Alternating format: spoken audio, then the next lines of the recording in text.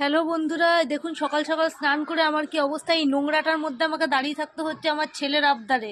ও একটু সুস্থ হয়েছে, 7 দিনের এনার্জি একসাথে পেয়েছে বদমাইশি করার, আর কন্টিনিউয়াসলি কুয়োর মধ্যে জিনিস ফেলে যাচ্ছে। কুয়োটাকে আমরা একটা পুরনো চাদর দিয়ে ঢেকেছি, সেটা অনেক তোড়জোড় করে গায়ের জোর খাটিয়ে চাদরটা ছিঁড়েছে, মাঝখানটা ছিঁড়ে এখান থেকে শুধু নোংরা ফেলে যাচ্ছে। এত কষ্ট করে মিস্ত্রি খুঁজে খুঁজে কুয়োটা ঝালাই করা হলো, কিন্তু সব বেকার আমার বাবুর অত্যাচারে।